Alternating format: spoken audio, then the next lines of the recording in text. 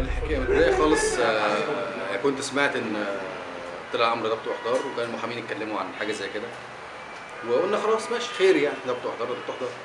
المهم كان عندي كذا ندوه في كذا جامعه، يعني دوت في جامعه بورتلاند وجامعه سان فرانسيسكو ولوس انجلوس، عن الثورات العربيه والشرق الاوسط والثوره في مصر والوضع عامل ازاي، المستقبل وايه اللي انتوا عايزينه. يعني كان كلها حاجات اكاديميه يعني. بعد ما خلصت الجوله هناك في الجامعات وانا راجع في المطار، كنت خلاص قلت الموضوع خلص، لان الناس اللي اصلا اتقبض عليهم من زملائنا في الحركه، زيزو وممدوح ومصطفى، خدوا خلال سبيل في القضيه اتقفلت.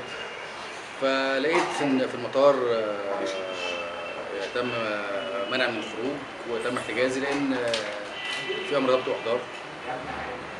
فلقيت المطار فضي، وجت قوه من المطار خدونا ودونا على طول على النيابه. برضه النيابه كان وقتها كانت فاضيه خالص، جابوا وكيل نيابه وجابوا قوات امن، وبدا بقى التحقيق. كان التحقيق على التحريض على محصل بيت الوزير واهانته، ونفس التهم اللي كانت مع الزملاء، بس تهمتي الثانيه هي التحريض. وان تم رصد الامن الوطني بقى رصد تعليقات ليا على الفيسبوك وتويتر بالتحريض على اقتحام بيت الوزير كمان. وكان برضو الجديد اللي لفت نظري ان استخدام قانون التجمهر اللي هو من 1914، ان برضو تجمهر 5 افراد بدون تصريح، ده كان موجود برضو في وسط الدول. وجانب بقى تاسيس حركه 6 ابريل، وده كان غير قانوني طبعا. كان في مؤسسه مشهره، يعني كانت التهم طبعا كانت التهم كلها شغب وتعطيل مرور، ده طبعا ما حصلش. كان برضو المحامين اتكلموا ان يعني ليه لو في ضبط واحضار حقيقي ليه ما تمش قبض عليه مثلا وقت القضيه او قبل السفر، ليه تم السماح ليه بالسفر يعني، وما تنساش لو في ضبط واحضار. وازاي الناس اللي تم القبض عليها فعلا في الواقعه خدوا خلال سبيل، وانا اللي سافرت ورجعت يعني بتمسك دلوقتي، يعني الموضوع المفروض ان هي خلصت. فالمهم خدت 4 ايام، وبعد كده رحت السجن على طول، رحت على سجن العرب. وده كانت حاجه برضه غريبه شويه. ودخلت بقى العنبر بتاع الجهاديين، لقيت بقى جوه في اعلام القاعده واعلام تنظيم القاعده واعلام الجهاد، اللي كانوا موجودين قبل كده في نفس العنبر دوت. لكن دلوقتي طبعا لما في ظروفهم تبقى احسن، يعني كانوا برضه حبس انفرادي، لكن بقى عندهم مطبخ وعندهم مراوح وعندهم تلفزيون. لقيت هناك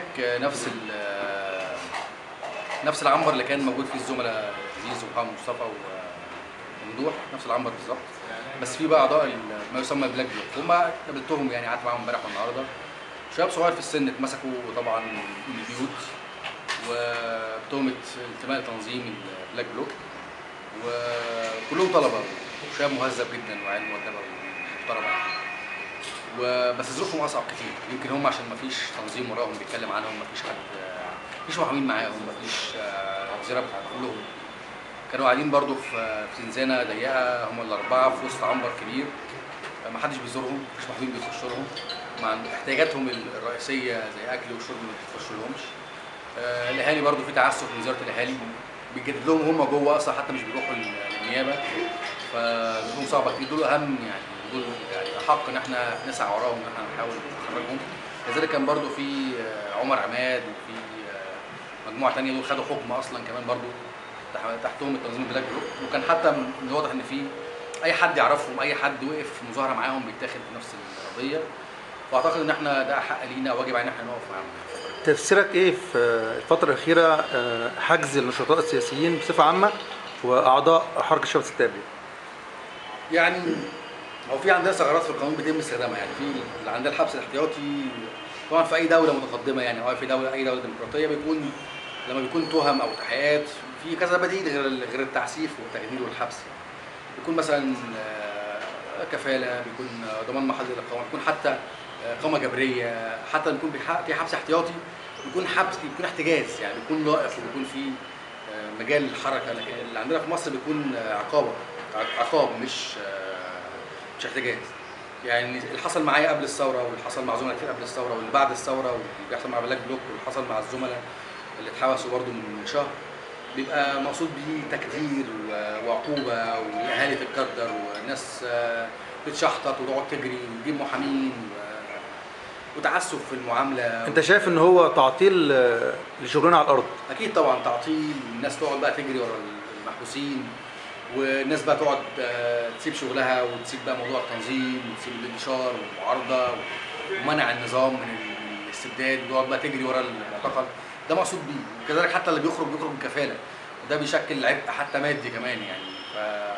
نفس الاسلوب اللي كان موجود ايام مبارك، اللي هو النشطاء كل اسبوعين يتمسكوا ونقعد بقى نجري وراهم ونقدر عشانهم لاي تهم وهميه، اي ضابط يعمل اي محضر باي تهم، تعطيل مرور، واحد معدي واحد مش معدي، واحد بيتفرج واحد بيصور واحد بيغطي الاخبار، واحد كان مشارك بالفعل بس ما عملش حاجه، ان هو لم يتعدى على حد ولا يعطل المرور، واقف على رصيف محترم، فبيتم تقديرهم بحاجه زي كده. يقعد بقى اسبوعين، يقعد شهرين، يقعد 6 شهور في نفس التحقيق اللي هو بيكون تحقيق سوري، وفي الاخر قرار سياسي. يعني احنا كلنا عارفين ان في علاقه وطيده بين الداخليه والنيابه العامه اللي هي مش مستقله للاسف الشديد، وفي اتصال ما بين الرئاسه او السلطه التنفيذيه وبرضه كذلك النيابه او الداخليه.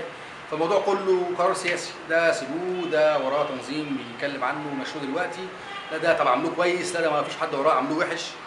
فالوضع لسه سيء ويكون اسوء من الاول يعني.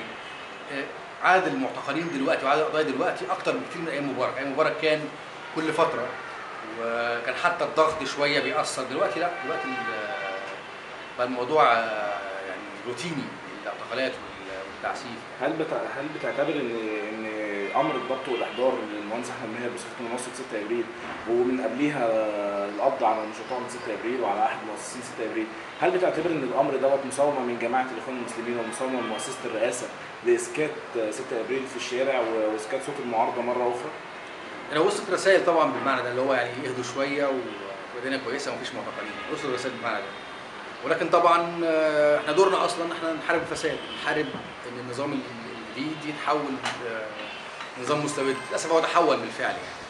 فطبعا ده واجبنا احنا كحركه، كجماعه ضغط، كحركه غير ساعيه للسلطه وبتحاول ان هي تبني دوله. هدفها الرئيسي ان احنا نبني دوله جديده فيها حريه بجد، وفيها معامله كريمه للناس، وفيها عداله اجتماعيه، وفيها نظام حقيقي، في قيم جديده عايزين تكون موجوده في مصر.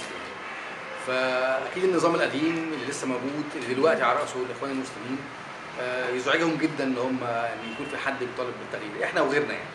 طب ايه الرساله اللي تحب توصلها اخيرا كده لجماعه الاخوان المسلمين ولمؤسسه الرئاسه؟